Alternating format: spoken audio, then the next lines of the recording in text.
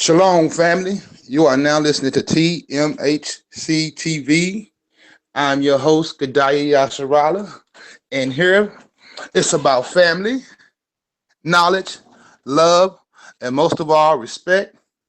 Today, we got one of my brothers in the house, Brother DeeRedd.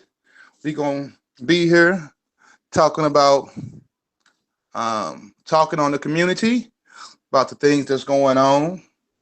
Um, This is stuff that's been going over the last few days, a few weeks, or whatever. So I'm gonna get a floor over to DeeRedd. DeeRedd, introduce yourself, and then we can get right on in. What it do, baby? It's your boy DeeRedd, aka the Blue Collar Scholar, man. I'm just ready to be man, because I've been out of commission for a minute, man, and just ready to go and get my perspective on the things that's going on. And that's pretty much it, man. Okay, okay. Well, I'm gonna start it off by saying, "What's up with it, brother? How you doing?" And go ahead. I'm good, man. I'm good, man. What's going on? Man, you've been kind of absent from the community, man. We ain't seen you in a while. We want to know what's been going on with you. Man, not much, man. Like I said, I've been just chilling, man. I've been sitting back. I've been handling my business, man. Focusing with my boy Kurt. Getting stuff together. You know what I'm saying? Uh, Trying to come up with this council. Trying to find members to be on this council for Black Wall Street USA. Uh, like I said, we trying to expand our programs, get our business paperwork right, man, for the little programs and stuff we're trying to do, man. So uh, that's pretty much it. I ain't really been doing a whole lot. Just trying to get my stuff together, man, on my end, man, so I can get some stuff done for the community. That's it. Okay, okay. Well, um, let me ask you, what are some of the things you got going on in the community? Tell us a little about what DeeRedd got going on and what's some of the plans you got come down the pipeline, if you don't mind sharing with the community. Nah, man, I don't mind sharing, man. Like I say, everybody know, uh, we do the urban gardening thing. Me and my boy Kurt started at Westbury High School. We trying to implement it to other schools. Uh, we got the mentor program. We got Little League football, AAU basketball. We got shoot, I mean, we trying to start the whole trade and skills program. We working on that. We got a couple people. We got AC, air conditioning, refrigeration repair. We got pipe fitting. We got me. I'm gonna be doing the heavy equipment operation. We got an electrician. We're trying to find a retired lineman. We got a lineman, but he worked, so I don't know how that's gonna work out. So we try to find a retired lineman. If you don't know what a lineman is a dude that does like major uh, electrical work for plants, the groundwork for the plants in I guess you could say big municipalities. So they need linemen to do that. So doing the underground wiring and stuff like that. So anyway, so we got stuff we got going on, man, and we trying to expand on them. We trying to bring some of our programs to Dallas. We got brother James. He said he gonna be uh, on the board in Dallas. Uh, we got my boy James Cassell said he gonna get on board. He do that real estate.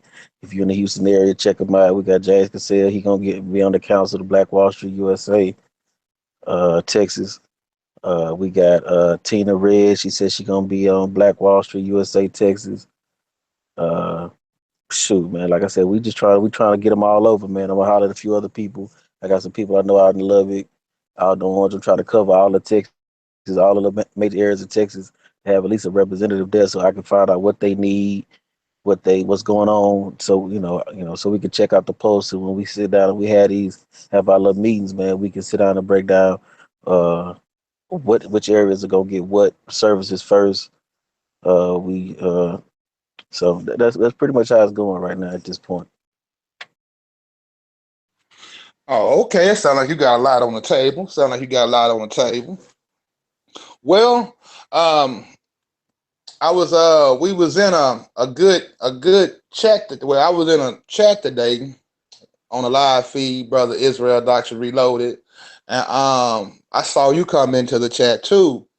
Now, I don't know if you got a chance to go back and review the whole video, but they had a lot of powerful discussions today about different various topics.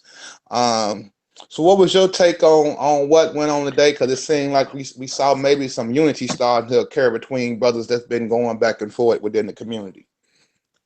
I mean, I thought that was a good look, man. I thought ID and Sinetta, you know what I'm saying? I think they, made a find a space of compromisation. You know what I mean? Where they compromise and they not compromise the integrity of their morals, but compromise as to say, you know what, we've been at each other's throat for the longest.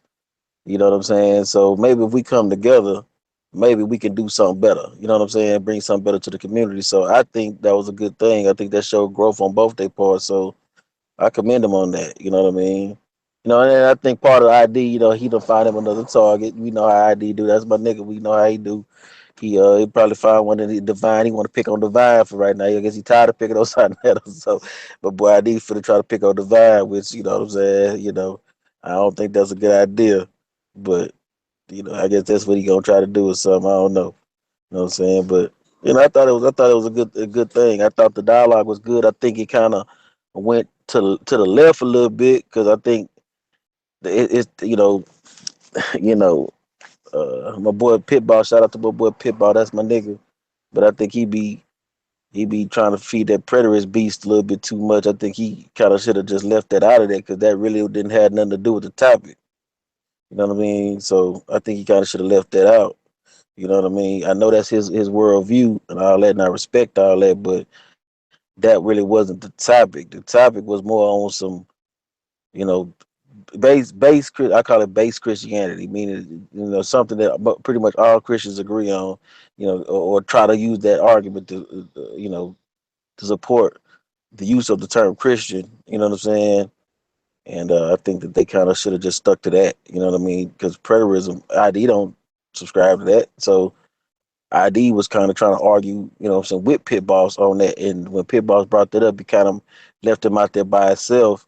And then he tried to bring William Bell in it, which, you know what I'm saying? I mean, if you watch the debate with ID and William Bell didn't wash up ID in that debate. He didn't wash ID up. I mean, that really was a kind of like a draw, in my personal opinion.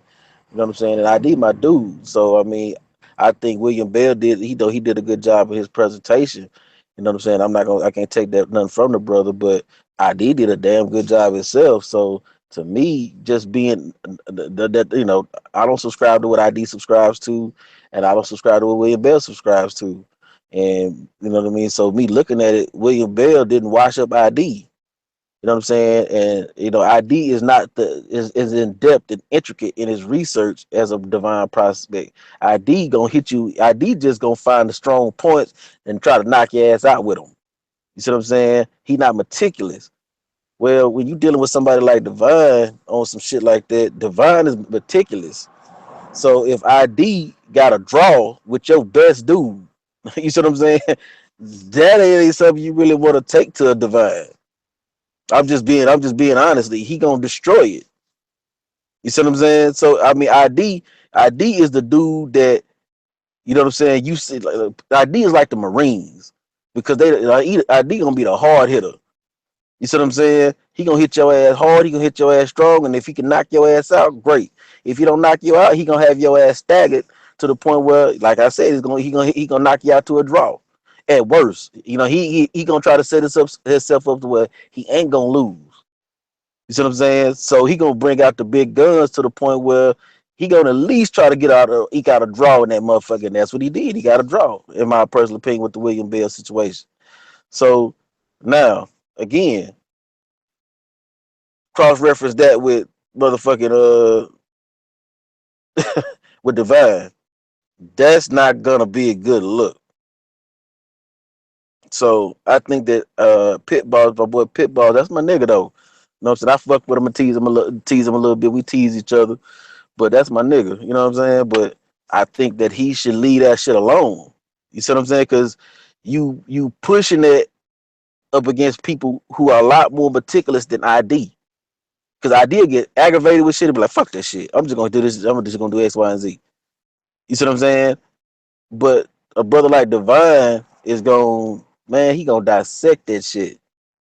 And so I don't really think that I think he should have left that out of there because I feel like he looking to get himself jammed up. So that's my personal opinion on that situation. He should have just left that out. You know what I mean? Left that out of the conversation and moved on. You know what I mean? Just hey, if you didn't like, either y'all gonna you and ID gonna accept the debate with Divine and shoot, I'm even talking with Divine to get in with him on that because they not understanding, you know what I'm saying, how to analyze properly the text, what's saying in the text. You know what I'm saying? Because it's not saying that God called them Christians. It said they were first called Christians in Antioch, and that's why Devon kept asking them a simple question. They couldn't even answer the simple question. The simple question was, who is the they? Well, the they were the people, the people in that area. Well, then you got to ask yourself, why did those people call them Christians? You know what I'm saying? Because the word Christian had already been around. It was a joke. They didn't say that in a proud way because those people never because Paul and them never called themselves Christian. I mean, all you gotta do is go back to Acts when Paul was accused of sedition. They said we fought this man a plague, a creator of dissension among the Jews and ringleader of the sect of the Nazarenes. You see what I'm saying? I mean, that the book plainly said that's what they called themselves. But they were called Christians by other people because they said that they felt like they were acting like those Christians of the that predated the disciples or the apostles. So I mean, but you gotta know history more to understand where Divine is going with this. I mean, you gotta go read books like the Hebrew New Testament about Dr. Garza. You gotta go read the Hebrew before the Greek. You see what I'm saying? I mean, it's books out there that you can read because they keep going to the Greek, but not understanding that the original Gospels weren't even written in Greek. So Okay. if you don't understand the Hebrew and you jump straight to the Greek, you're gonna be lost because stuff gets shit get that what Divine was trying to say is stuff get lost in translation. So I mean, but they again, if you dealing with people who are not real researchers, bro, you see what I'm saying? That's why just going back to the whole what you call it stance, the whole preterist stance. My boy Pitballs had to be talking about get William Bell, get William Bell, get William Bell. Nigga, you shouldn't have to go get no another nigga. Like if I'm arguing my point, I ain't gotta go get nobody. Because if that's what I believe, that's what I stand on, I'm gonna research it to the point where I can thoroughly explain it.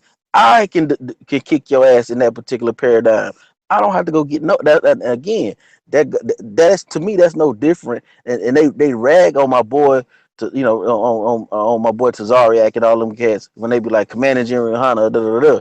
But nigga, y'all doing the same shit. You doing the same shit. William Bell is your leader. What's the difference in Taz them showing love and respect and honor to General Yohana, which they get talked about for, but yet another brother will show. And I'm not saying William Bell don't deserve respect. He an elder, so that's not what I'm saying. But what I'm saying is, people, you can't have it both ways. You can't say on one hand that these niggas they worship General Yohana and General Yohana just a man and all of those shit, but yet everything was William Bell. Get William Bell. Call William Bell. Get William Bell. I was like, damn, bro, get out there, nigga nuts. I mean, just keeping it 100. You know what I'm saying? I was like, damn, bro. You know what I'm saying? You should be able to sit up there. You don't should need no other man to come solidify whatever the hell you believe in. No other man. No other man. So I mean, to me, that Pit Boss took a big L in my personal opinion. You know what I'm saying on that particular issue because I felt like he should have just been able to stand on his own too. You shouldn't need no damn man to come back you up or come do nothing. You should have been able to just stand on your own shit. That's my opinion. Okay. I don't know if you caught it from the beginning. For those that may or didn't get a chance to catch the show, it's on Israel Doctrine Reloaded page. It's gonna have. I'm not sure exactly how the title go, but it's got divine in the title, and it's basically divine went on. Who was that? Joel show. That's it's something like that in the title. So a shout out to Israel. Basically, a shout out to all them brothers that was on the panel this in that show that I watched today. That they handled themselves pretty well. But when Pit Boss came into the show dealing with that topic, he was basically saying that he wanted the William Bell guy to come in and come on somebody's show. He was trying to see maybe if he can get him on. I think the Joel show or Sarnetta show or something like that to kind of lay his premise on what he was talking about. I don't really think he was trying to bring it into the conversation, but he kept trying to make a little point about it, but it really wasn't. He was just trying to let everybody know that William Bell can lay a good premise. So I get where you was coming from, but it was the topic they was really dealing with. What Israel was dealing with. What Divine had said. And then it just went, Sarnetta came in and they got into a good discussion. So that was beautiful to see them two brothers kind of laugh and talk and joke around. So that was basically it. But then, me and you talked a little bit too. And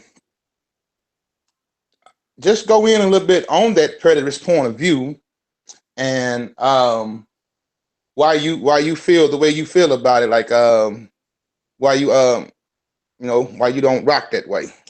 I mean, well, I don't rock that way because I mean, me personally, me knowing being a student of history, you know what I'm saying?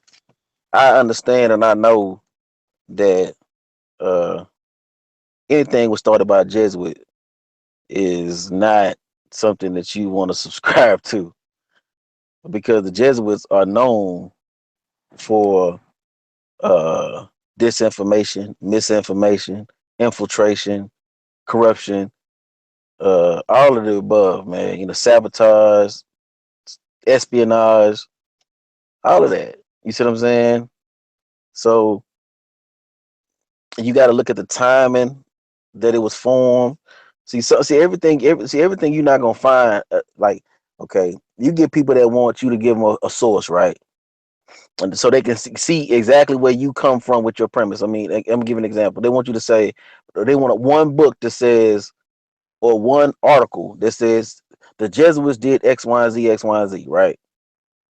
But you don't need one book if you read enough books to understand their methodology. You know what I'm saying? This is something I agree with some of the brothers when they talk about a PhD, learning how to use methodology. I don't have to, you know what I'm saying? I don't have to get a book that says this person did X, Y, and Z. It's like solving a crime. You don't get unless you get a snitch. But when you're trying to do forensic science and you find out who did what, you don't find one clue. You put all of the clues together and then you come up with your conclusion. You see what I'm saying? So me understanding the Jesuits, understanding their history, understanding the oath that they took. When you go read the Jesuit oath, cross-reference the Jesuit oath, you know what I'm saying, with the timing of them creating this doctrine or this worldview of preterism. What was going on at the time? What was going on? The Protestant Reformation was going on at the time. So when you look at the evidence and you overlap it, you start seeing, okay, this was to combat a movement at the time. See, it was a movement. You got to understand the Protestant Reformation was a movement at the time. And at the time, all of the church fathers, when you talk about Martin Luther, Wesley, all these different groups, you see what I'm saying? They all subscribe to the fact that the Catholic Church was the beast or the woman that ride the scarlet beast in the book of Revelations. They all did. You see what I'm saying? And it fit the bill to the T. Now you can even go so far as to go study the groups like the Waldenese, you know what I'm saying, and how they had to hide from the Catholic Church. You see what I'm saying? The Albigenese. You go study these people. So it's you gotta go study.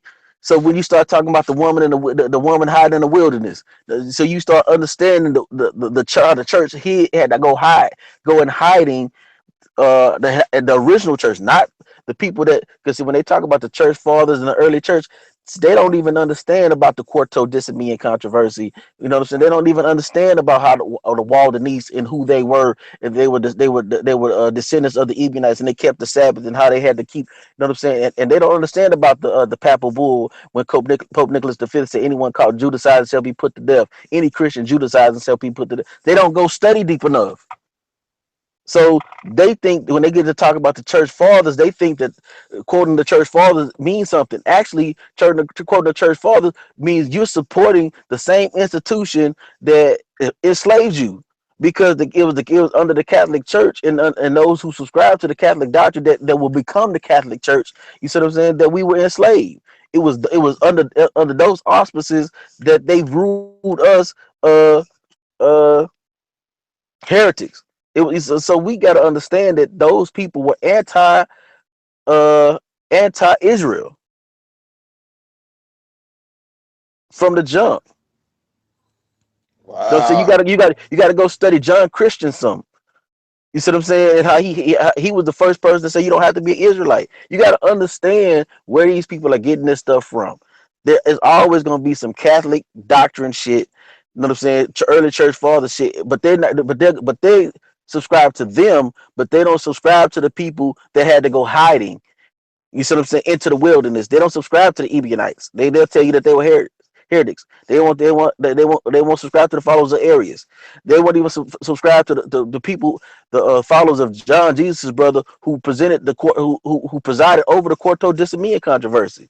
See, they don't even know history enough to even be having these arguments about shit being fulfilled already. Because when you study the Wall of Nice, and that's where you get the symbol for the fish from, because when they went in hiding, that's how they communicated with one another, because they were still keeping the Sabbath and everything, and the holy days and everything. And it was them that had to go into hiding. So they don't even know enough about the Bogomils. They don't know nothing about these people. So for them to sit back and be talking about anything, man, it's to me it's a waste of freaking time talking to them, because they don't know history enough. You see what I'm saying? You gotta know history. You gotta know, you can't just know church father history, what the church father said. Because when you're talking about the church father, you're talking about the early Catholic church fathers. That's what you're talking about. You're not talking about the followers of the Messiah. You're not talking about them. You see what I'm saying? You're talking about early Catholic church fathers who were slowly trying to develop their doctrine of Catholicism. So they was basically hijacking what was originally there and making it their own. Is that what I'm? Exactly. Exactly. That's all they were doing, slowly hijacking it. You see what I'm saying? So when people sit up there and try to say, oh, this, you don't know what you're talking about. You know what I'm saying? When you get the quote from the church fathers, that's why I don't use those quotes from the church fathers. Because once you start going for with them church fathers, they got you. Because they say, you see, you're subscribing to, you can't say that you subscribe to the church fathers and then get mad when they find something in the church fathers that contradict what you say. And that's what's happening to a lot of brothers when they get to arguing church father versus church father. See, I don't subscribe to the church father. I would subscribe to the Ebionites. I would subscribe to the Arianites. I would subscribe to the Waldenese. I would subscribe to the Bogomils. I would subscribe to the Albigenese. I don't subscribe to the church fathers. I subscribe to the people that the church fathers persecuted. Because now you got to ask yourself, why did they persecute them? What were these people doing? How were these people living that would lead them to be persecuted? Mm. You see what I'm So, saying? so you done went in the book. So what was they doing that led them to be persecuted? Because Going. they were still keeping the Sabbath. They were still keeping the Sabbath. They were still celebrating the holy days. They still ate according to the Hebrew law. They still kept the dietary law. They still celebrate the holy days and the feast days. They still kept the Sabbath.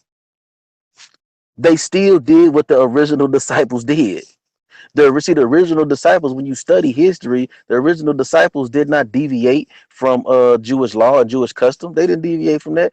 Only thing all the disciples were Israelites that kept the law, that believed in the Messiah. That was the only difference between them and the traditional Jew, is that they believed that Yahshua was the Messiah. That's it. That's it. That was the only difference. They did everything. That's why. Listen to what you would go look at when Paul was accused of sedition. He said, we find this man a plague, a creator of dissension among the Jews, and ringleader of the sect of the Nazarenes. They were just another Jewish sect. You had the Pharisees, Sadducees, the Essenes. They were just another Jewish sect. That's it.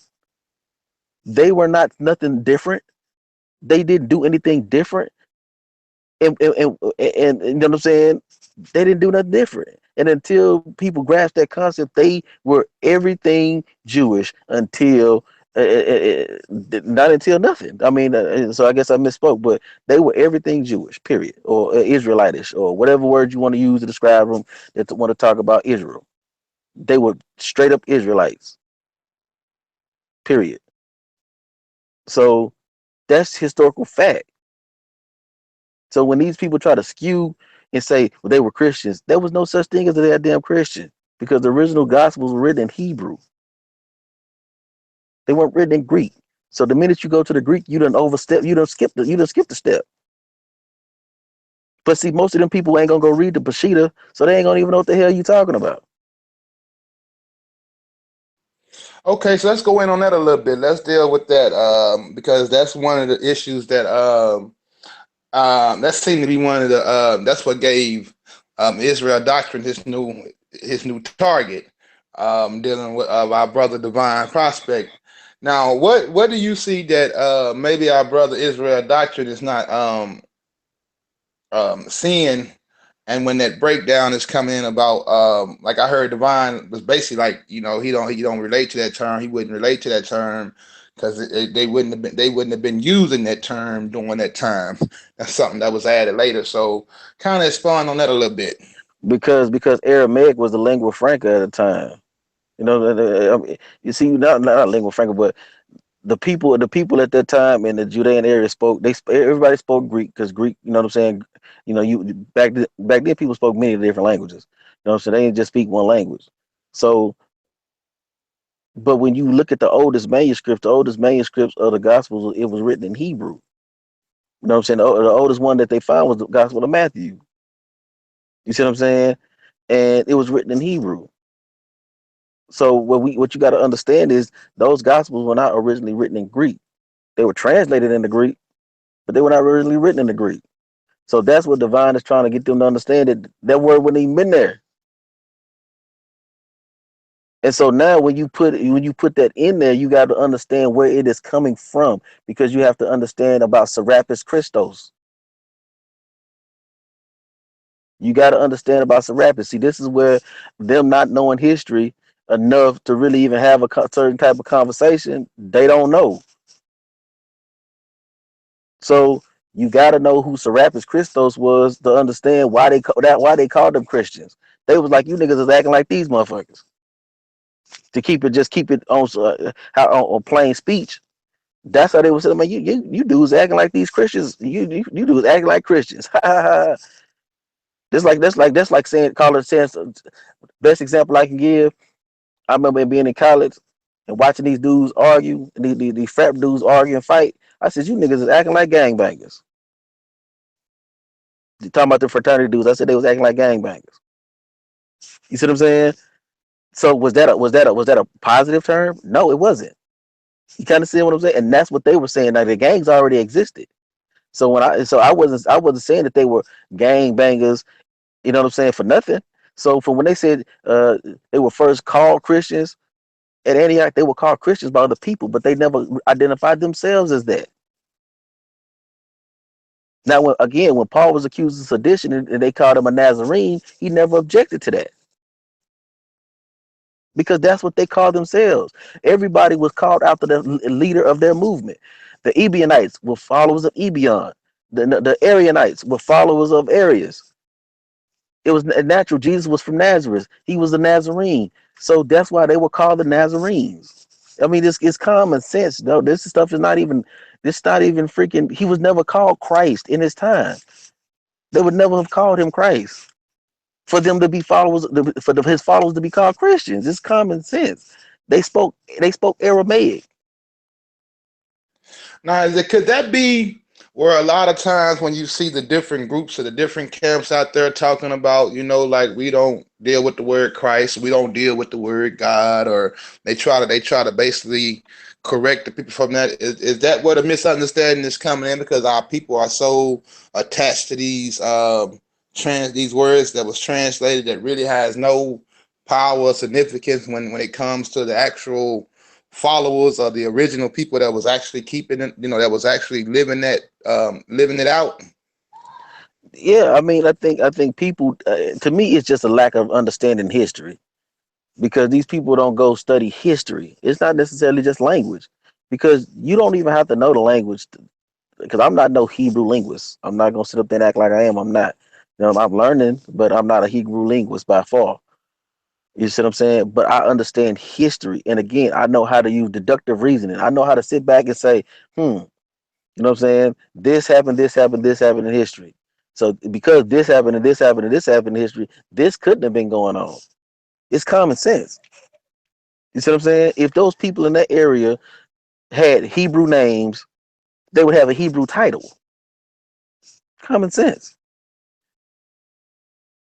I mean, let's think about it. What do you want to call him? Yahshua, Yahweh, Yahushua, whatever you want to call him, Yahusha, whatever you want to call him. That's a Hebrew name.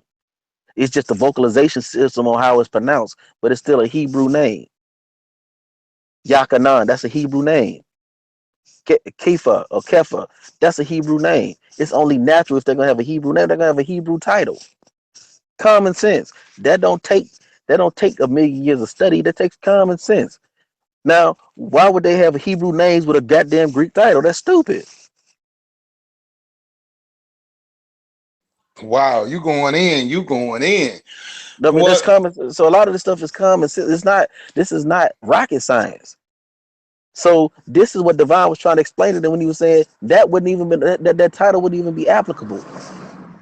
That they was not getting that title Christian wouldn't even been applicable. And when you use common sense,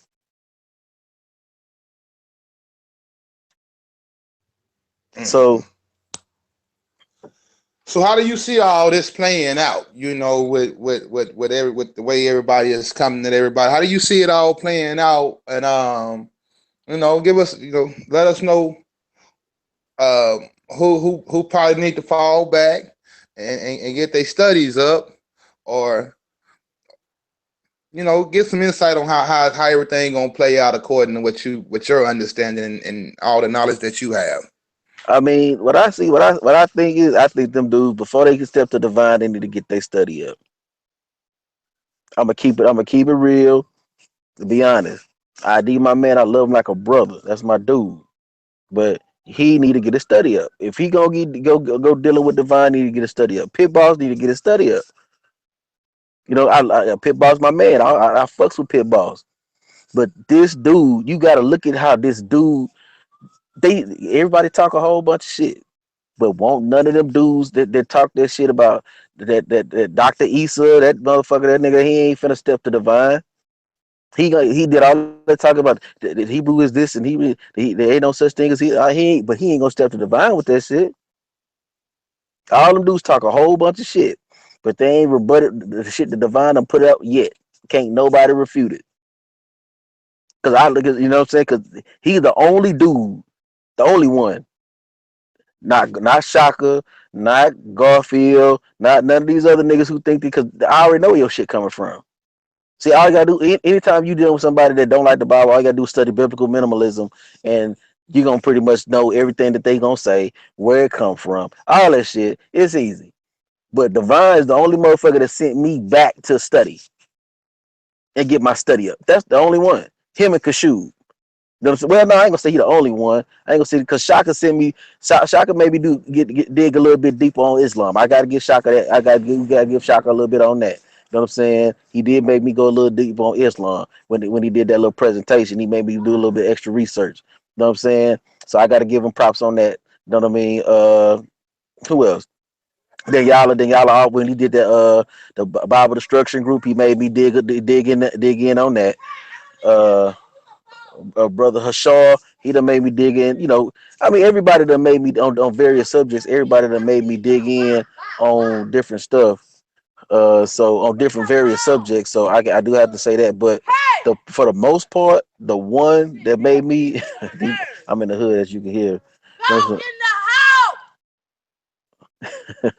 But the one, but the one that consistently, because then y'all don't consistently make videos.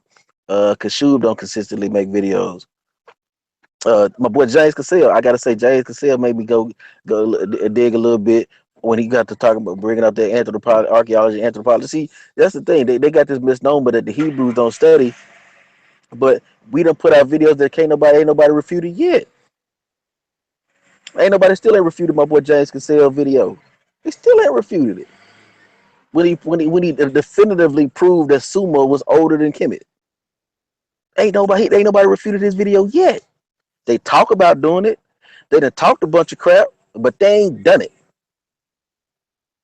You see what I'm saying? Divine, when Divine gave that presentation, that 2-part presentation on Sinetta, when he showed with UC, University of Southern California and UCLA archaeological team and all this stuff he showed on Sinetta, ain't nobody refuted it yet. So I mean, Hebrews got that scholarship, and we giving folk that work. You know what I'm saying? My Moorish brothers got that scholarship. They giving them boys that work. You see what I'm saying? And what between the Hebrews and the Moors and what we showing is, you know what I'm saying? We was the architects of Black Power. The members of the Abrahamic faith, we was the architects of Black Power. Period. Along with our Christian brothers and sisters. That's why I say Abrahamic faith, and that's why I try not to, when it comes to our history, I try not to separate them by Christian, Moor, Hebrew. I just say Abrahamic faith because they were proponents of Black liberation theology. You know what I'm saying? Through all those Abrahamic faiths, they were promoting Black liberation theology. You see what I'm saying? And if you're not reading the scriptures from a Black liberation theological standpoint, you wasting your goddamn time. And that's why I'm glad Hashar brought up that book, Black Judaism. Because in that it says that was the foundation of the Black Power movement. So Okay, it is what it is. okay.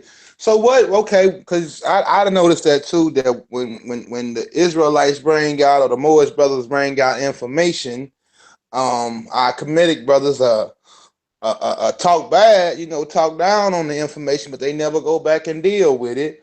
And they seem to think just by talking down on it, that's a win-win for them anyway. So why is that divide like that between the two different communities where they can't um accept the fact that the Israelites was the Israelites, or like you say, the people of the Abrahamic faith was that Black Power movement that they're searching out to find.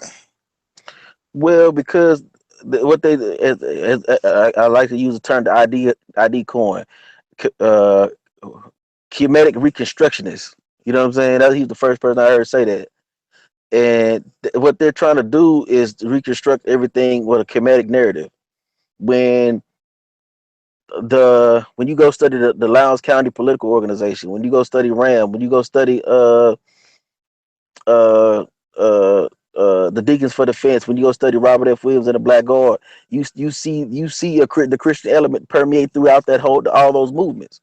Those when you go study go read the book We Will Shoot Back. You see what I'm saying? By brother Dr. Akinelli. When you go read that book, he tells you about the underground secret societies of armed resistance that was all throughout the South. They were all Christians. You see what I'm saying?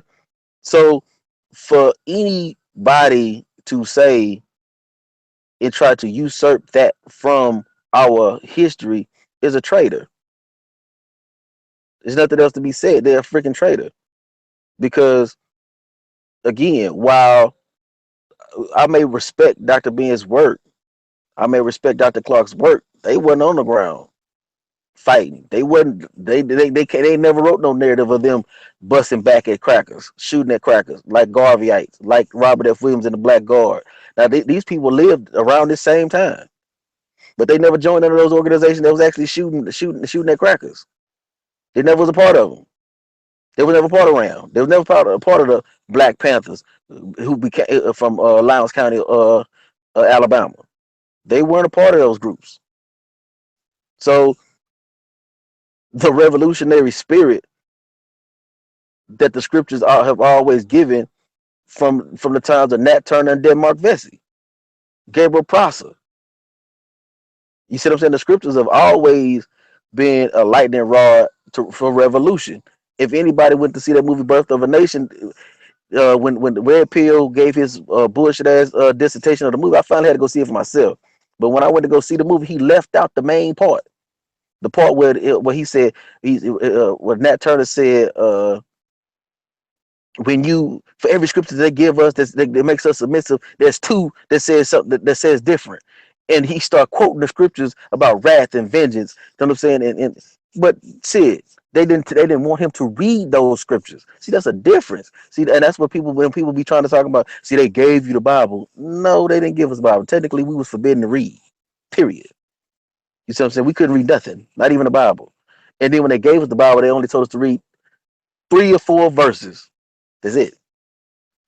And the whole Bible, they only want us to read 3 or 4 verses. 3 or 4. Yeah, But I Nat saw. Turner, but did you see the movie? Yeah, I went and saw the movie. I went and saw the movie. So you know what I'm talking about when he starts talking about wrath and vengeance. His slave owner, the first time he did it, they were saying his slave when he saw that when we was standing there and he did that first little sermon about wrath and vengeance. He was crying while he was speaking it because he was looking at the conditions of his people. Right, That's right. those are the scriptures. You see what I'm saying? Those are the scriptures. When he had that meeting in the woods and he was telling the people about the verses that he was reading in the Bible and how he read the whole book.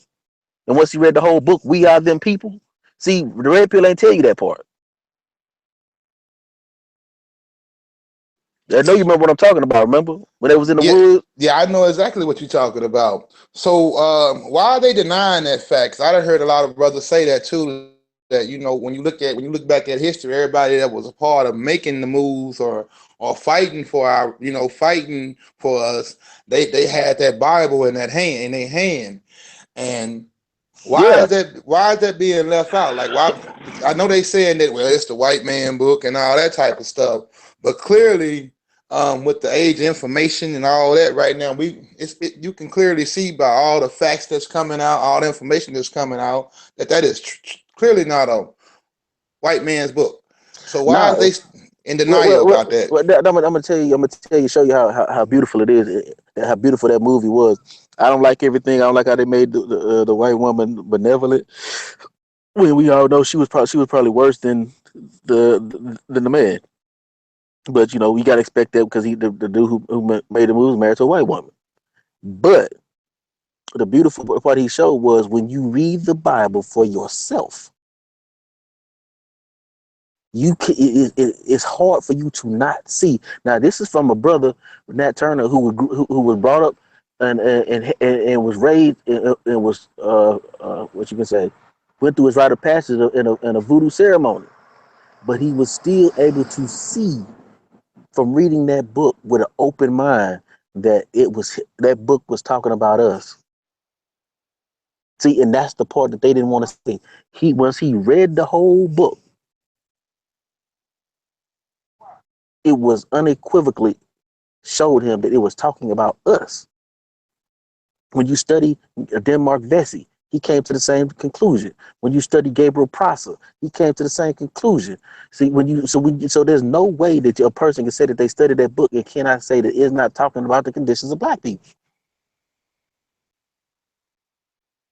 There's no way you can read that book and say that you're not coming that book is not talking about the conditions of us. There's no way you can read it and not see it. Right, the whole book. I'm looking at the chat. The whole book is talking about us. You're right. Because I'm an Israelite. People know that. But now, um, so the push is because when we look at the chemist side, the push is, or do you think they just get stuck at the work of the pyramid? Well, I think no. What I think is, hey, I ain't gonna, I ain't gonna front. I gotta give Commander General Yohana his props on some, because I didn't know that. You know what I'm saying? When he brought out about Dr. Ben working for UNESCO, you got to understand what UNESCO is. It's United Nations Scientific and Environmental uh,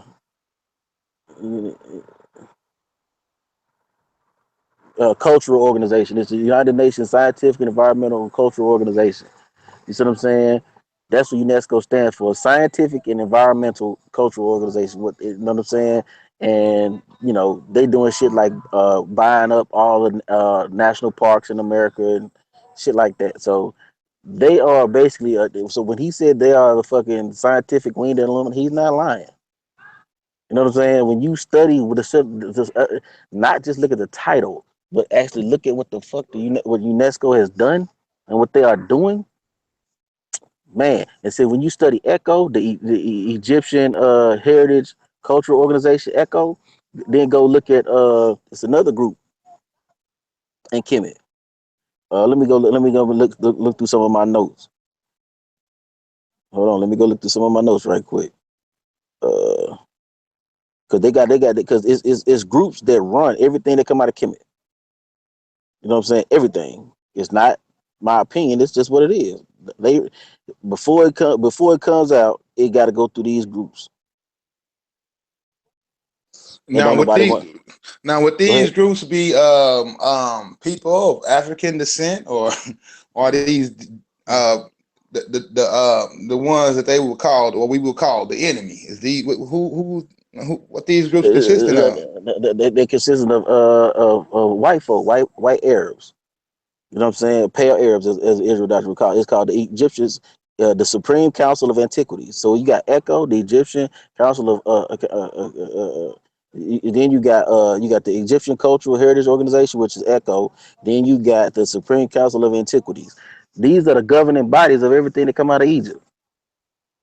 But they ain't never gonna tell your ass nothing about none of these groups. You know what I'm saying? And so when uh General Hano was bringing out about the tourism and all that old shit, man. I mean, that shit was fire. You can't take that from them dudes when and what General Hano brought out and how it damages the work that Dr. Ben did. It damages the hell out of that shit because now you got to look at that shit and say, now what was his agenda behind that shit? And so now you got brothers like Ashwa Quasi that's still taking people over there, participating and carrying on that legacy. Now you got to ask yourself for what? Because the people that own the Supreme Council of Antiquities just want to make money off the tourism. So I mean, hey man, it's shit crazy, bro. The shit crazy. You know what I'm saying? So we got to start looking into these groups like the Echo and the Supreme Council of Antiquities. We got to start digging deeper into that and finding out, you know what I mean, you know how deep the rabbit hole gets. Yeah, you said some powerful stuff, man. You're gonna have them comedic brothers. They're gonna be coming to try to deal with you. I mean, shit, that's cool. I don't got no problem building with my brothers. You know what I'm saying? But like I said, they can't refute nothing I'm saying because I was where they was at one point, and no pit boss. I was not. It wasn't a year ago. You know what I'm saying? I never told nobody that I just became an Israelite a year ago. You know what I'm saying? I became an Israelite about anywhere from 15 to 17 years ago. You know what I'm saying? So, it wasn't like that. You got to remember, I was trying to explain to the brother that, man, bro, I started my studies at 13, 12, 13 years old. You know what I'm saying? Reading African people and European holidays and mental genocide. When everybody else was still outside playing, doing whatever. Nigga, I was reading and studying. You know what I'm saying? I went from reading African people and European holidays to the Communist Manifesto. So I was studying history, and I didn't understand it at the time because it was just, I guess, that was just the Most High leading me. But I was studying history and politics, because history and politics go hand in hand. So it was just, you know what I'm saying? So it was just, I think that was just the Most High just looking out for me. Now we was talking earlier about how things when you actually go digging deep and you start studying and like you say putting applying common sense to the knowledge that you're gaining, um, you start to see things are kind of interwoven. They all kind of starts to connect. They are if you just look at it, you can see how it's all connected. Let's speak on that. What you was going in about that earlier. About what part of it? Just how everything is interconnected. Like when you look at all the different movements, or like when you say it's all when you like, especially when you deal with the politics and everything, it's all it's even with the church and the politics, it's all interconnected. So, or you we can start with I guess we can take it back to what we was at early, like dealing with the Jesuits. Well, I mean, when you understand history and politics, because the history is never what they tell you it is. You know what I'm saying? I'm gonna give you an example of what I'm talking about when I say history ain't never what they tell you it is. Like they tell you that America became a country in 1776, right? Ain't that what they tell you? July Right, 4th, right, 1776, right? right. All right. Now, the Treaty of Peace wasn't signed until 1783. So America didn't become a country until 1783. So I mean, you gotta go understand history. You can't just go listen to the sanitized version of history. You got to go dig deep and find it out. You see what I'm saying? And again, that goes back to so history and politics go hand in hand because it's for political reasons that they told you 1776 because 1776 was the birthday of the Illuminati. There's no other reason for you to make that the date when that was not the date. You see what I'm saying? What other significant event happened in 1776? That's what I'm talking about. Deductive reasoning. You're gonna have to be able to say, what else happened Now, at that time? Huh? now would this also tie in with the Masonic movement? Because that was they all started right around the same time. If I'm thinking Well, right. well, Freemasonry didn't become infiltrated with about Illuminati till later on. That's when you get the letters from Thomas Jefferson when they start talking about the sons of Loyola coming over to the shores of America, and he was writing back and forth. I forgot who he was writing to, but they were talking about it and discussing it in letters how the sons of Loyola have made it to the shores of America, and that they're gonna have to do battle with them at some point. So they already knew that they had came over here. You see what I'm saying? The Jesuits had come over here, and it was gonna go down. And at some point, it was gonna get shit was gonna get fucked up. They already knew that. I'm talking about the white folks. So it wasn't until the Congress of Williamsbad in I think 1786, some shit like that, that the all the secret societies came together under basically one umbrella. You see what I'm saying? It happened at a Rothschild house, or one of the Rothschilds' house in France. And now you got to understand who are the Rothschilds. If people say the Rothschilds, the Jews run the world, they don't run the world. You see what I'm saying? The Jesuits run the world. The Black Pope run the world. That's when you talk about geopolitics. That's why when you read Carol Quigley's book, Carol Quigley was Bill Clinton's professor at Georgetown University. Carol Quigley told you there's a small group of men who run the world, and I am a part of those. I am one of those men. He was a Jesuit. Georgetown University is a Jesuit university. You even got to understand about Washington, the White House. You see what I'm saying? The White House is not the White House because it's fucking white. It was the manor house of Andrew White. You know what I'm saying? Andrew White was the Jesuit, the leading Jesuit in America at that time. He donated the land of Washington, D.C. to America. So, like, you got to understand history. You got to go read the book Rulers of Evil. It's books out here that you can read to understand how politics and history go together. You see what I'm saying? So again, motherfuckers are not versed enough in this shit to even be having certain discussions with certain people. You gonna have to dig deeper. You gonna have to have years and years of study before you can even have some of these discussions. Yeah, because I'm one of the new ones to learning all this information, and I say when I say it's a lot of information that you got to dig into and study it and to see what's really going on, and you can't just be led one way because certain people are saying certain things. You got to dig in and look at the perspective from everybody's point of view. So, um, how do we? Because I know we want to go. I know me and you talk about changing the course the way we deal with everything. How do we change that and start working towards what some of our ancestors did before is the Black Power movement and getting that back on the right track where we don't focus on all this negative stuff with each other, but we actually fight the enemy and deal with what the enemy is bringing out. Well, but first of all, you got to understand your skin color is what unites you.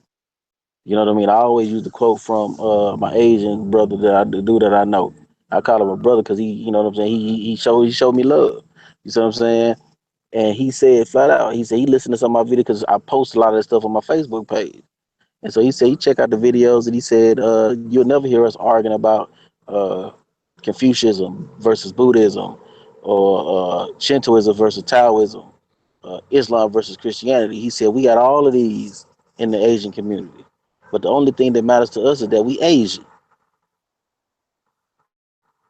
So we got to get to the point where the only thing that matters to us is that we black. Well, if you don't like the term black, we can even go back to the word negroid. It don't fucking matter to me what term, descriptive term we use to describe us as a people. But as long as we start understanding that we the same damn people, That regardless if was we want, huh? that was powerful. That was powerful right there. I hope they take notes on that one. You know what I'm saying? And that's what we got to start getting to. The only thing that matters to us is that we the same damn people. And we going through the same damn shit. You see what I'm saying? And that's what we gotta get. We gotta get to. That's what we gotta focus on. You know what I'm saying? And everything else gotta become goddamn irrelevant. Period. Everything else gotta become irrelevant. You know what I'm saying? And we gotta start get back to that phrase of Ubuntu. See, all these dudes talking that African spirituality, but they ain't walking African philosophical concepts. Ubuntu, I am because we are. You see what I'm saying? So we need more of those so-called African spiritual brothers to get their ass in the goddamn community because I don't see the motherfuckers in my community. Well, I can't say that because I got a couple on my team, so I'm not gonna say that. But in Marseille, I don't see them in the community. You know who I see? Christian preachers on the corner now. Young one, not the old school motherfuckers sitting in the preacher in the pulpit with the damn suits on. I'm talking about I see young dudes doing street preaching. You see what I'm saying? I see young dudes. You see what I'm saying? You know, preachers that's out there in the community doing shit.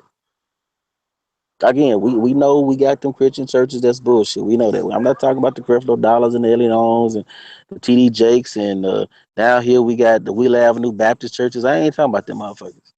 The mega church type motherfuckers. I'm not talking about them. I'm talking about these bomb and pop Christian places where these dudes is in the streets trying to make a difference in their community. I see it. So what we gonna have to do, I urge all my African spiritual brothers, get off your goddamn ass and stop talking about the damn pyramids and build something now. You know what I'm saying? Because a lot of them dudes talking all that shit ain't building shit. You see what I'm saying? A lot of them not motherfuckers not doing nothing, and we got to stop hero worship. We got to stop worshiping men. You see what I'm saying? See, we talk again. I always say this. People talk about the One West groups how they hold Aria and they might hold Abba Bivens and they might hold what's that dude? I don't know the name. The Comforter dude. They might hold him to high esteem. They might hold General Yohana to high esteem. You see what I'm saying? What have you? What have you? However, the so-called conscious community do the same shit. Yeah, I was You see just what I'm about to saying? say that. Wouldn't that be they Dr. Beans and all that? Wouldn't that be the same? Exactly. That's my whole point. We do the same thing. You can't rag somebody when you really just look at the analyze the situation. Everybody they doing the same shit. Everybody doing the same shit. For better or for worse, it's the same shit. So what we got to start focusing on doing is get down the streets and changing your damn community. Wherever the hell you live at, get to know the damn people. Wherever you at, man, start mingling with the people. Go into the hood, post up in the hood, talk to the people, get a post of the people, find out what they're going through, find out what they need. Go feed some homeless folks. You know what I'm saying? I shout out to Sister Imani out there in, on the East Coast, man, and she out there, her family and her group. They be out there feeding the homeless, doing shit in the community. That's what I'm saying. Motherfuckers will talk about these different groups, but these niggas ain't doing nothing. You see what I'm saying? So that's what I would urge them to do, man. Get off in your damn community. Stop worrying about that damn camera. You know what I'm saying? I agree with Brother Hashar. Hashar said that camera is the devil because motherfuckers be mo. That's why. What I ain't trying to be funny. I love my nigga ID, but shit, what Devon asked that nigga said, he's like, shit, nigga, what are you building? What are you doing? Niggas, nobody's gonna be feeling a motherfucker coming at another motherfucker that's building and that's doing shit. They got programs. They got this. They got that. You see what I'm saying? Nobody's gonna be feeling that because Divine got that.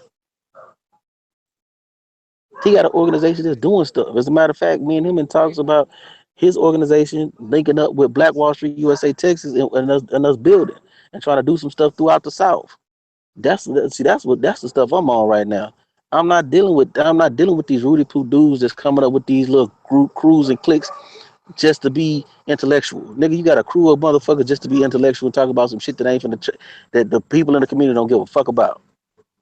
The people don't get in the community don't give a fuck about E1, B1, B1B, and I don't give a fuck about that shit. They don't give a fuck about fucking 90 different versions of Hebrew. They don't give a fuck about the Metuneta. They don't give a fuck about none of that shit.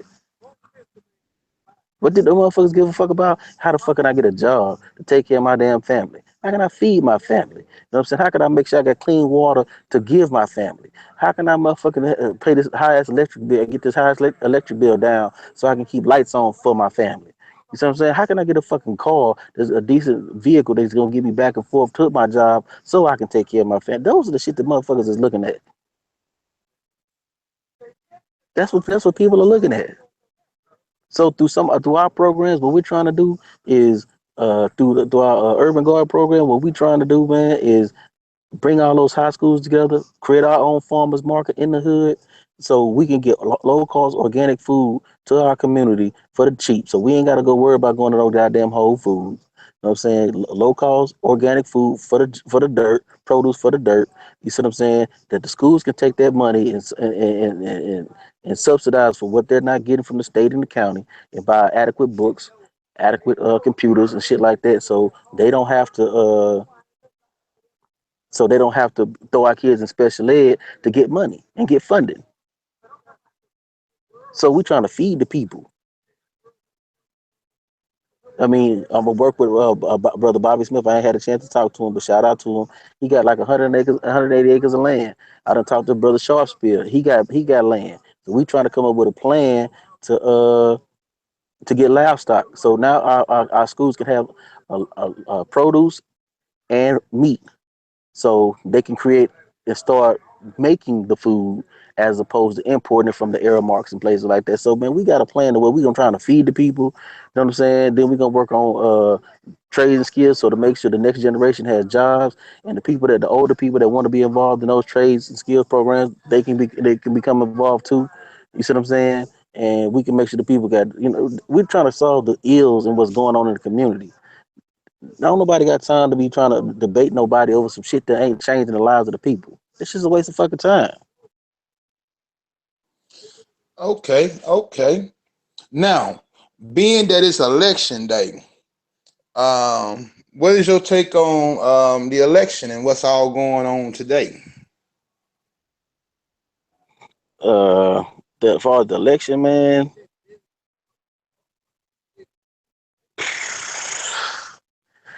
man, this to me it's like this, bro. Do you want the motherfucker that's gonna smile in your face and stab you in your back, or do you want the motherfucker that's gonna tell you that I don't like your ass up front? That's your choice. A lot of people want to be rocked to sleep, so they gonna vote for Hillary Clinton because Hillary Clinton gonna rock your ass to sleep. Because when you look at it, they locked up more niggas under the Rockefeller drug law and all them laws, the mandatory minimum sentencing that was signed by Bill Clinton, than both Bushes combined. So you see what I'm saying? Now, with that being said, you got to understand geopolitics. Again, go back to Carol Quigley, who was Bill Clinton's mentor when he first elected. His inauguration, go listen to who he said was his mentor. Carol Quigley, who was his law professor at Georgetown. Carol Quigley said, well, let me read the quote. Let me find the quote.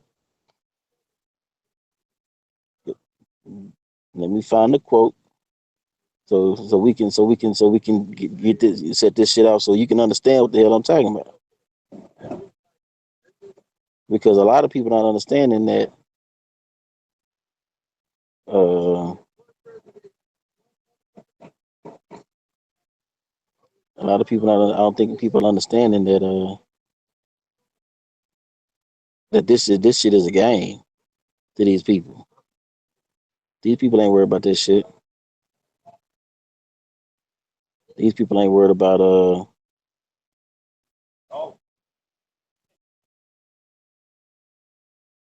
All right, here you go. Here's the quote. Carry quickly. Tragedy and hope. It said the argument of the two parties should represent opposed ideas and policies, one perhaps of the right and the other of the left. Is a foolish idea acceptable only to the indoctrinated and the act excuse me. It's like it said is a foolish idea acceptable only to the doctrinate and academic thinkers. Instead, the two parties should be almost identical so that the American people can throw the rascals out at any election without leading to any profound extensive shift in policy. The policies that are vital and necessary for Americans are no longer subjects of significant disagreement, but are disputable only in details of procedure, priority, or method. He just told you. Only thing they're gonna have your ass arguing about the minute details of how to implement the shit.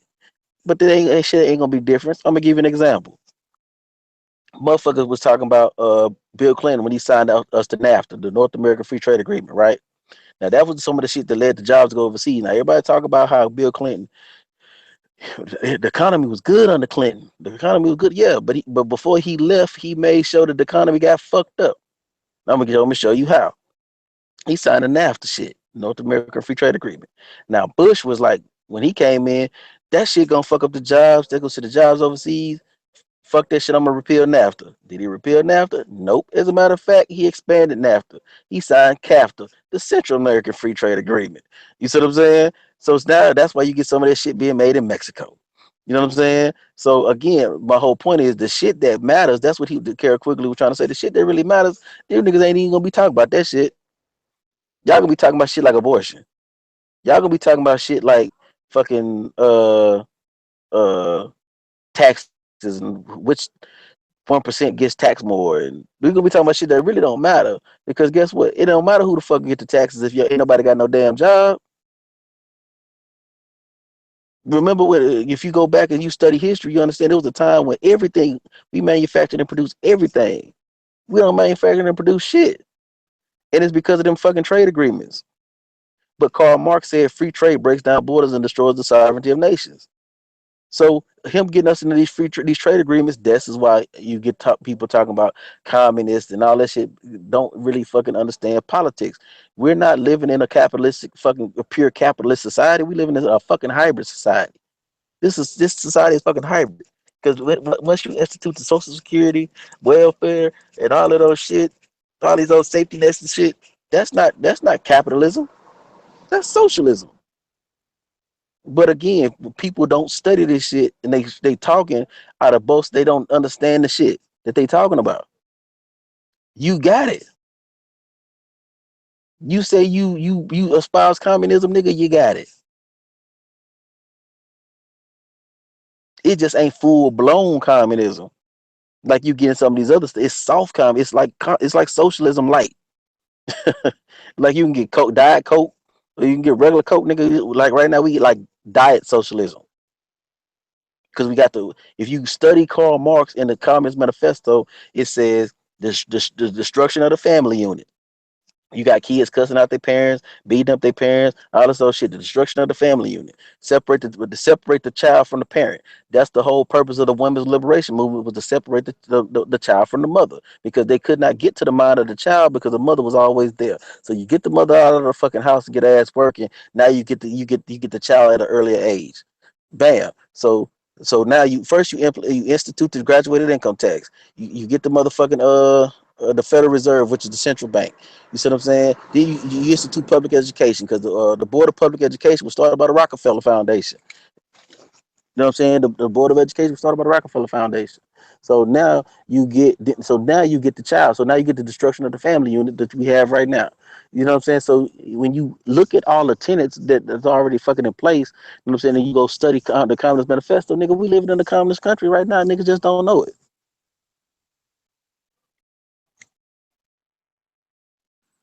Wow. Woo, bro. I told you ain't nothing but a walking library. You just a walking library. So I'm finna, cause I know you got a lot. You want to talk to the people. So now just talk to the people. So you can just give them your message and what you see going on within the community, what we need to address within the community, and maybe give them some solutions on how we can address these things outside. Well, you can add on to what you already said in more detail or whatever, or what you already said in more detail. But now go in and just like you would talk to your football team. Talk to them. Talk to the people. Man, I don't think I would say, man, is look, man, uh, get out from the community, do something. Uh, you know what I'm saying, and love your people, man. Love your people, man. Put the people that look like you, look at them all as your brother and your sister. You know what I'm saying? We need correction at times, no doubt. You know what I'm saying? We need love at times too, no doubt. You know what I'm saying? We gonna mess up, no doubt. But you can't hold angst against your brother. You see what I'm saying? You can't, and especially if you call yourself a believer in the scriptures, is you can't hold angst against your brother. You can't hold malice and hatred in your heart against your brother. You see what I'm saying? So if your brother done messed over you at some point, forgive him. Now I ain't saying that you gotta mess with him, but just forgive him and move on. You know what I mean? So I would just tell the people, man, get out there in your community, start doing something, and stop failure. This is hard to say, but even in the so-called conscious community, hold on. Oh, okay, I thought my niggas listening was arguing. I was like, hold on, man, stop these dudes from arguing. But what I would say, man, what I would say is, love your brother like you love yourself. Get off in the community and start making stuff happen. Start doing shit. So start getting, stop getting a little change and moving out your community. You know what I'm saying? Stop thinking that I want something better for my kids and I'm gonna move out of the community. I've heard that not just from polite, I've heard that from so-called conscious people. I wanted something better for my kids. How you go? You got to create something better for your kids. You don't leave and create something better for your kids. You build something better for your kids. You see what I'm saying? What if that's never been the answer. Running running to live next to your enemy is not giving your kids something better. That's gonna, what that's gonna do? Assimilate your kids. Your kids are gonna assimilate and don't matter how much your kids are at school. This is the whole point of them sending your kids. This is the whole point of them instituting the public school program. That's the whole point of them instituting the sending women out there to work so they can get your kid at an early age. Your school the school that your kid go to is gonna have more influence over your kid than you are. That's why Malcolm said only a fool will let his enemy teach his children. So why you think you moving out there to create a bit? I'm in the hood right now, and motherfuckers they arguing on the street, but at the same time, my nigga P crazy. He walking out there, he mad, but but no man. But yeah man. So but yeah them so we gotta focus on building our community. You know what I'm saying? Build whatever uh type of community we want to be in. We have to build it. We can't run from it. We can't think that going to live next to our enemy somehow that's gonna be better than living next to your people. See, you can't be pro-black with that mindset. You can't have self-love with that mindset because the only way my son is gonna have love is if he get the love from his people. Because I guarantee, if you come off on this block with that bullshit,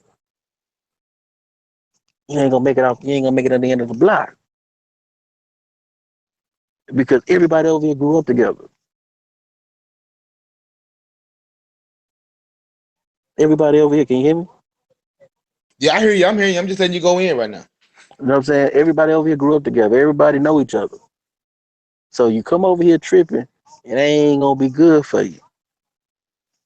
So what I'm saying, so what I'm trying to go to, so what I'm trying to get you to understand is, you know, we gotta create more neighborhoods like these neighborhoods over here.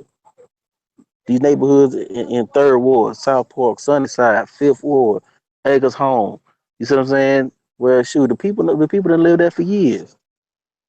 These ain't bad neighborhoods. Oak Cliff, go to Oak Cliff, man. It's streets and blocks in Oak Cliff that's beautiful. That them people show each other love. Them people have each other back. Why would you leave that? You got them communities like that in Orange Mile.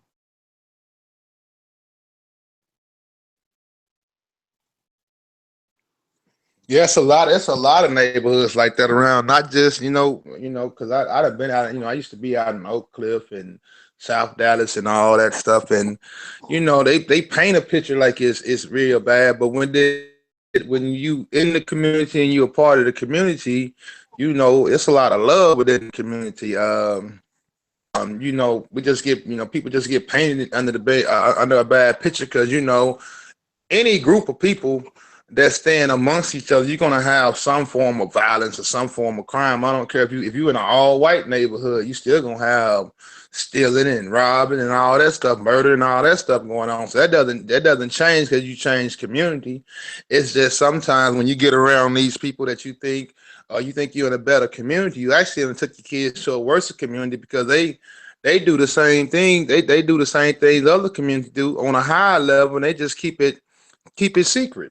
But that's more dangerous because you don't know who Mm-hmm. the problem is.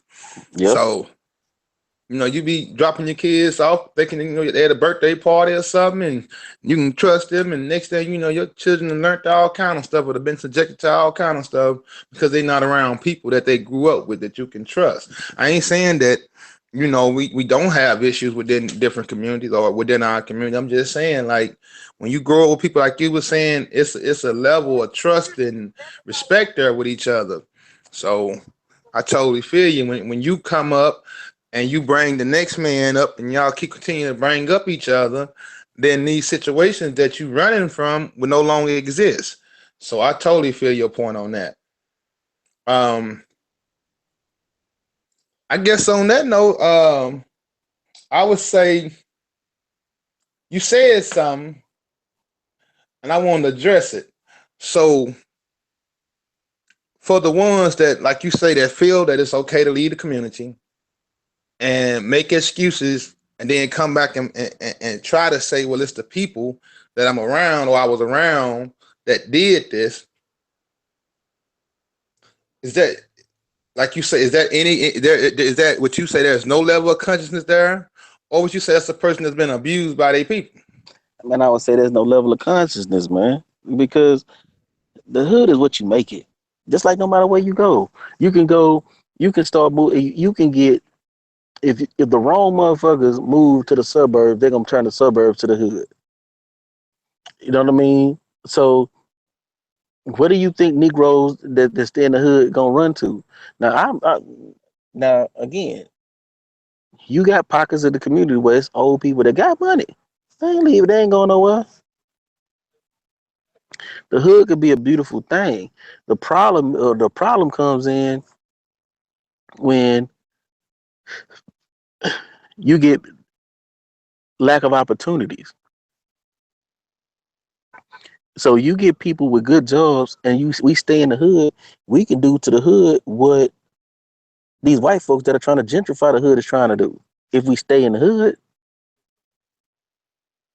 we can make our hood beautiful. If the people that have the money stay in the hood, we don't have to. And then you don't got to worry about your enemy teaching your children. And then you know your neighbor across the street. You know Miss Johnson. You know Miss Betty. That's gonna be the difference because that's how you build a neighborhood, a community, just like them Asians do. Them Asians, they stay around each other. They provide jobs for each other. They look out for each other. Them Jews, they got their own ambulances. They police their own neighborhoods. They do that for each other because they stay in their community.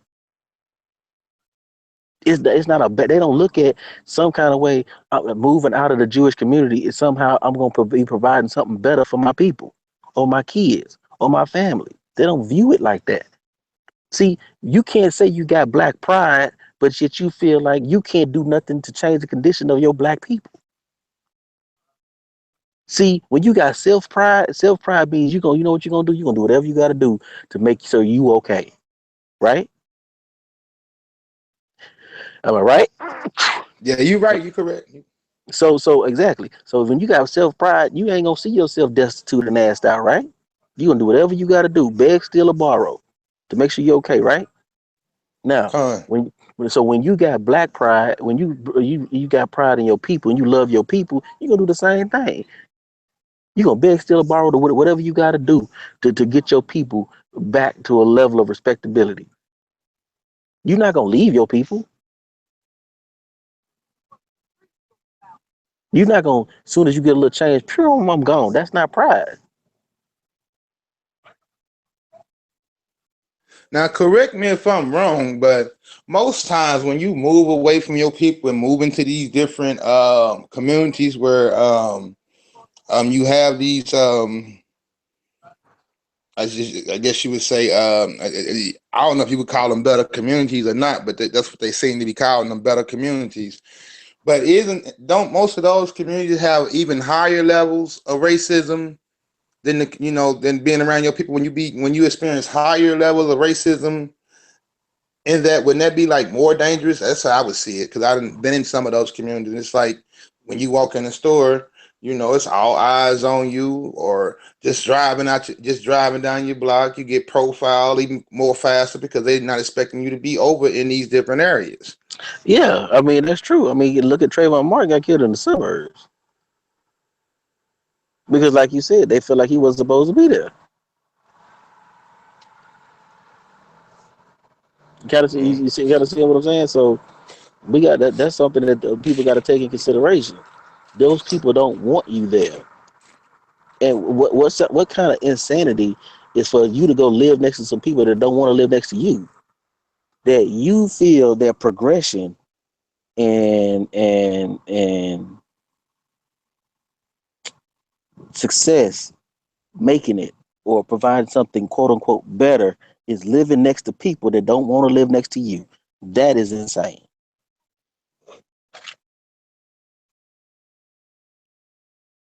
Right. I think it's a part of programming. I remember growing up, when we was growing up, we had the shows like maybe the Hustles, even the Jeffersons. They said this song, "Moving on up to the East Side." You got to leave your community because you finally doing better. So the thing is, if you doing better, now you got to go live amongst your enemy because I guess you're no longer because you're moving on up. So I think that's just programming on the part of our people through a lot of um, TV shows, music, and all this other stuff. And I think we got to break that form of brainwashing. Um, just because you become conscious and you still dealing with it, and you haven't broke that cycle of programming, you can be conscious of who you are, but um, don't understand the importance of being conscious of who you are, and you will still make the same decision as an unconscious person because you will still programmed and you still hold that programming as truth too. Hmm. I agree. I agree. But again, that's what I'm saying though. We gotta get out of this psychosis, man. We crazy as hell. You know what I'm saying? And I encourage a lot of black people they should read this book, even though I found out the dude was gay and it's kind of like disheartening. But that book is still powerful. It's called Changing Images of Psychological Slavery. You know what I'm saying? And I encourage everybody to get that book and read it because we think we free. See, we still think that a lot of these conscious community people think that they free, but they still slaves. They still freaking slaves. You see what I'm saying?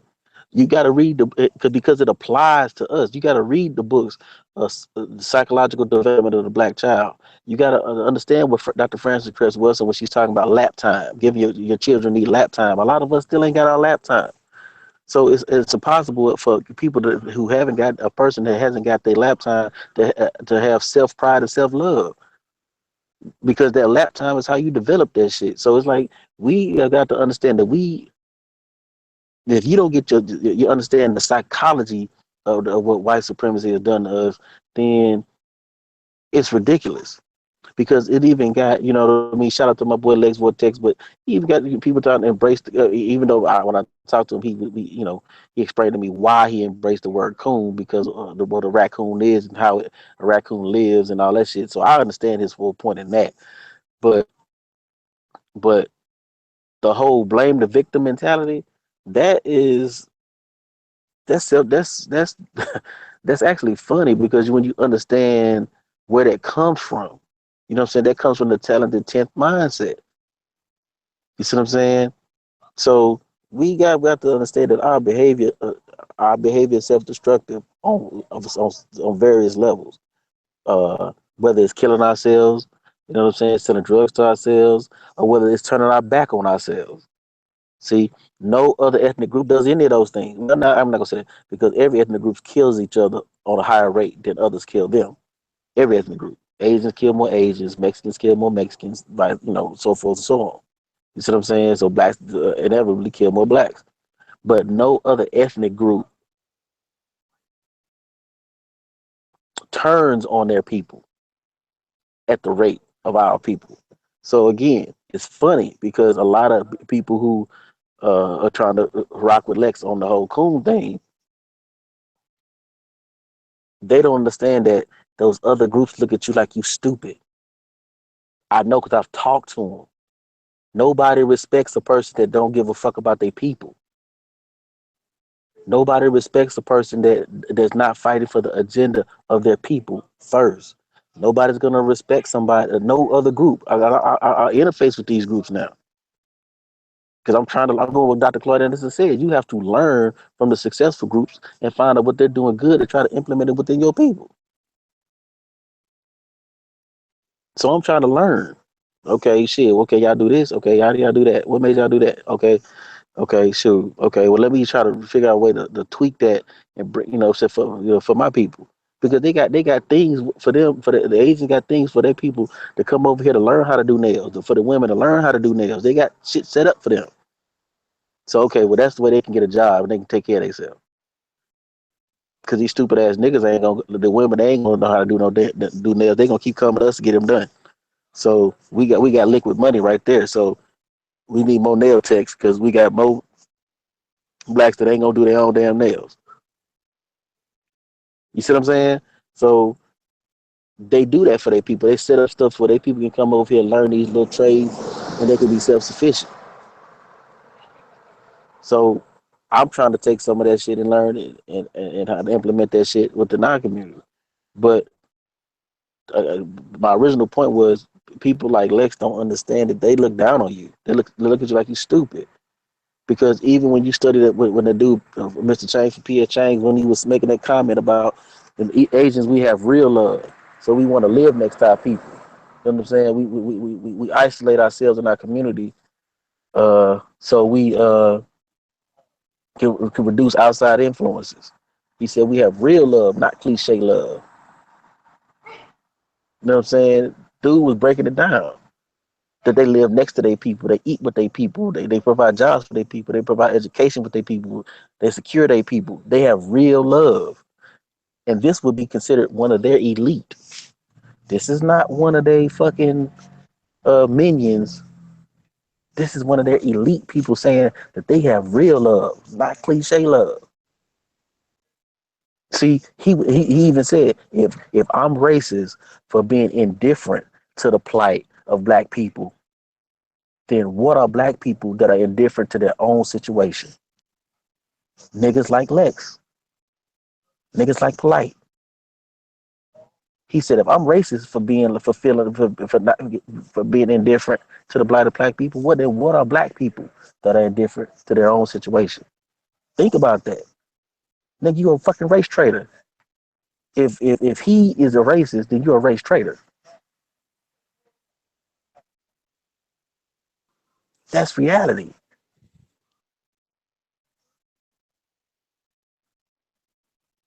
Well, I'm hearing you loud and clear, but I'm trying to just think about some of the arguments I done heard. Like my people was the ones that threatening me, or my people are the ones that make it unsafe for me to walk to my car. Or when people say that and use those as their excuses, like and most people say, well, that's a legitimate reason for leaving. But you in the public's eye, you saying things that not everybody gonna agree with. Now all of a sudden somebody is saying, well, I don't like you, or woo with the woo, and you up and out. So what do we say to people that thinks like that? What would be your advice to them? Would it be along the same lines, or would you have a little bit deeper conversation with them? Well, what I would tell them is bring your ass to the hood. Because if you brought your ass to the hood, you would see motherfuckers in the hood drive nice cars. Motherfuckers in the hood ain't just everybody in the hood ain't just broke like that. A lot of motherfuckers stay in the hood because a lot of motherfuckers stay in the hood because they want to stay here. You got people that don't fucking retired and they bought their house and their house is paid for. They not freaking they're not broke. They're not destitute. So Appreciate you saying this? You might be on a side of the hood that might be a little bad. So just move to a better side of the hood and still support your people, right? Because it's you. Yeah. okay. Well, and not just that. Just it's not just that. Hello. Yeah, I'm still here. Yeah, not just that. Just just it shows me that they ain't never really they don't really know the hood like that. You know what I mean? They don't really know the hood like that because if they knew the hood like that, they wouldn't even be making them comments. You know what I mean? So they talk a good talk, but they not walking that walk, huh? No, because if you know, see this people they got they got the BMW Mini Coopers on the block. You got motherfuckers that driving BMWs and Mercedes on the block. You got motherfuckers that got the driving. You got people like I said. You got people that are retired, houses paid for. They're driving Lexuses, Benzes, and everything else on the block. So the whole misnomer that the people in the hood is hating on you because they don't got nice shit, nigga, you lost your damn mind. You see what I'm saying? That's again. That just shows me how them dudes ain't even in the hood because they don't even know that. There's people that got decent stuff in the hood. Everybody in the hood ain't just destitute. Yes, you do have a lot of destitute people. You do have some, but everybody in the hood is not destitute. And if you're in the hood making a difference in the community, guess what? The people in the hood in the community gonna ride with you. They gonna have your back. They gonna have you. They gonna show you love. They not gonna be trying to rob you. And as a matter of fact, they gonna be standing up for you. Hold on, man. You can't do that to X, Y, and Z. You see what I'm saying? Because since the X, Y, and Z, he do X, Y, and Z for the hood. You gonna be you'll fuck around and be a no fly zone for niggas that want to do harm to you. Yeah, I can speak on that. I've been across. I've stayed in a few different states across America, and what people might call some tough neighborhoods. And when you actually applying yourself and looking out for the people in the community, hey, if they put a hedge, so they be like, "No, you can't mess with him. That's my dude. That's my people." You know what I'm saying? He off limits. So when you're part of the community, your community will protect you, and they will look out for you. Now, I'm not saying nothing bad won't happen, because things do happen. But for the most part, like you say, your community does have your back. They do respect you, and they will support you if you actually doing something within that community. So I just me myself personally, I don't see where a lot of these conversations will even come up myself. Well, again, it goes to show you that them dudes is not who they say they are. They don't do what they say they do. They don't act the way they say they act. They're not a part of what they say they're a part of. That's all. I mean, people over time will expose themselves. You see what I'm saying? Because if you in the community, you know the community gonna show you love. So you don't have institutions like the Shrine of the Black Madonna down here in Houston, the Shape Community Center down here in Houston, that's been up for years. You know what I'm saying? Because the people just don't give a damn, and the people just whatever. You don't have that. You know what I mean? It's just what you kind of see what I'm saying. It don't happen like that. You don't have old people that's over here, older people that's over here with nice stuff that ain't house ain't never been broken into for nothing. You see what I'm saying? You don't have that. I mean, I know my nigga Antoine who don't even lock his door because he don't got to because he show love. He ain't got to. My nigga Twan ain't got to do that. You walk right in the movie. You come up, walk straight up, and walk right in the nigga house. I'm one of them people. I really don't lock my door until I go to bed. Most times when people come over my house, they just that's not I don't want them to come just walking right in. I lock it, during the day if I'm like I might be in my office or something and I got a lot of work going on. I ain't just sitting out. I don't want them just walking in. But most times I have my door unlocked and I'm right in the hood, doing my thing. And ain't nobody just out to get nobody. I get a lot of respect over here, and it's all because I look out for my community. That's why I don't understand that. Like if I was in my living room right now, and somebody was to show up, you wouldn't even hear them knock on my door. You'll hear my door open. They walk on in. Hey, family, what's up? So I feel you on that. It's just it boils down to showing love and being about your people, and we really got to get that, and that's I'm really trying to drive that home so we can understand that as a people, we ain't as bad as this media portray us to be or these people portray us to be. And Nah, once man. yeah, once you fall for that stereotype, then you become your own worst enemy. Yeah. So I mean, and that's true, man. And that's something that we got to start understanding that you know we better than this, man. And it's gonna take all of us to do it. And you can't. It ain't gonna take all of us doing it by separating ourselves. You know what I'm saying? We got to come back in our community and post up, be a fixture in the community, be a pillar in the community. You know what I'm saying? Where the people can come touch you and reach out to you whenever they need you. You see what I'm saying? You gotta be amongst your people. You see what I'm saying? In order to keep the pulse of the people, find out what the people need. We gotta do better, man. We gotta do better, man. We gotta change that mindset that, as my grandma called it, believing that the white man's water is colder. We gotta get out of that mindset of moving out to the suburbs, moving out there to the white folks. That somehow that makes it better. Somehow we're providing, giving our kids something better. Somehow that's creating a better life because there's no such thing. There's no such thing. You know what I mean? Going out to live next to somebody that don't like you, don't want you next to them. That the minute two or three more of you move next to them, they leaving. That's not where you want to be. That's insanity. Why you want to go live next to some people that don't want you next to them? That's crazy. That's crazy. yeah, that's insane. That's insanity at its finest. But like my wife and got done cooking. I'm about ready to go in here and get on this meal, get my grub on. So I'm gonna let you go on and give your closing remarks, man. I appreciate you for coming on the show. And I want to say shout outs to all the brothers and sisters that's out there putting in that work, trying to bring our people up to a place where, we can do the things that we're supposed to do and we don't have to worry about all this. And we won't be running from each other and thinking that, what I'm saying, we ain't all for each other because deep down, a lot of our people hearts, I know that we all for each other because we go through the same things in life.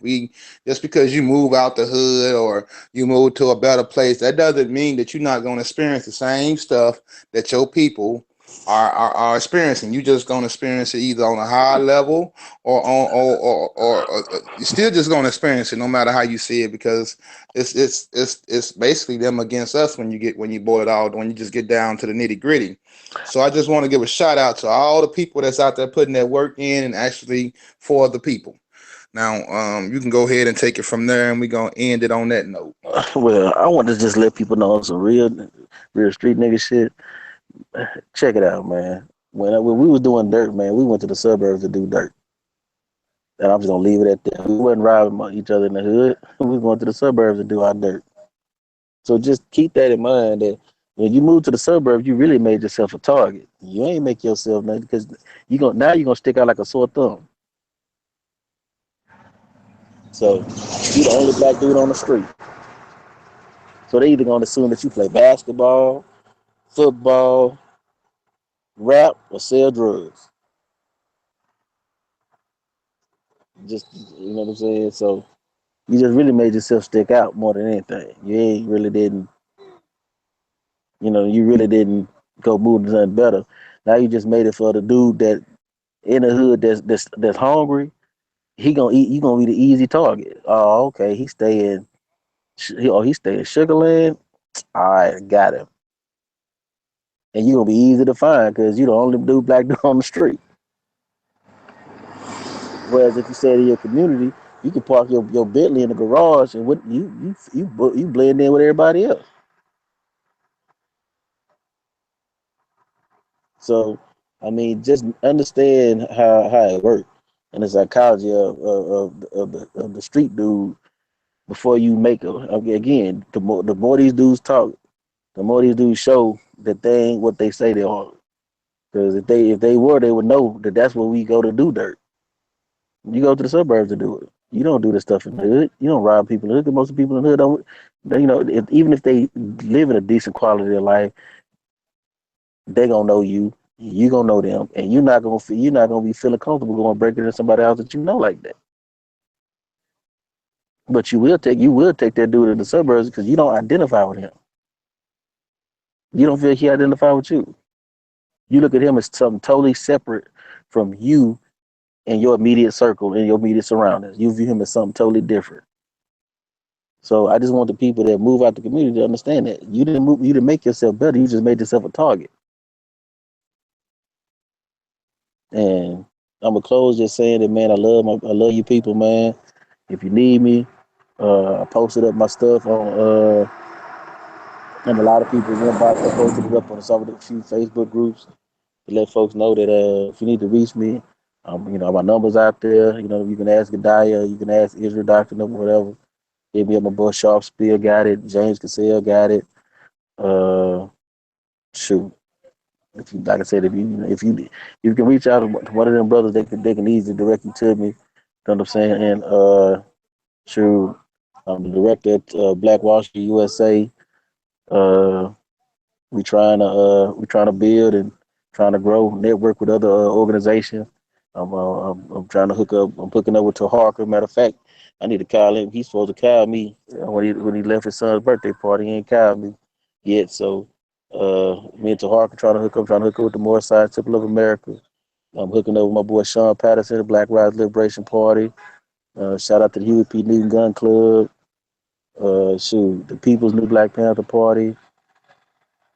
Shrine of Black Madonna here in Houston, Safe Community Center. Man, just what I mean. Shout out to all the people, man, that's actually in the community that give a damn about the community, just trying to make some stuff happen. Shout out to my boy Sid Keeler, KTSU. You know what I'm saying? My boy Curtis Guillory, man. Shout out to my boy Kurt. You know what I'm saying? And he got a program he's doing with special needs kids. You know what I'm saying? We trying to cover everything that's going on in the community, man. My boy Kurt got a brilliant program that he started with special needs kids, man, and trying to help that niche in our community and make things better for that group that's within our community. So shout out to my boy Kurt, man. I love that dude. That's a real dude, man. That's the dude the whole urban garden thing was his brainchild. You see what I'm saying? So I mean, man, I'm just blessed, man. That shout out to my boy James up there in Dallas, man, and uh, you know, like I said, I'm just blessed, man, that I'm surrounding myself with good people, and you know, that's pretty much it, man. Okay.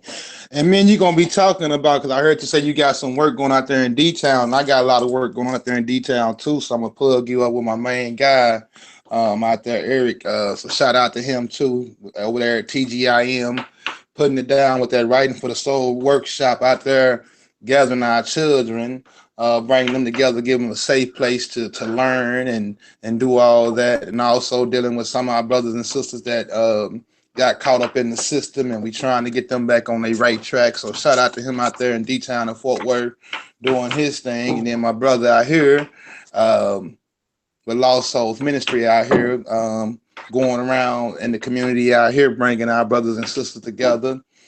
Um, just shout out to my people like Israel Doctrine, even shout out to Sardnet and all them. My boy Daniela, Divine Prospect, all them that's out here putting that work in.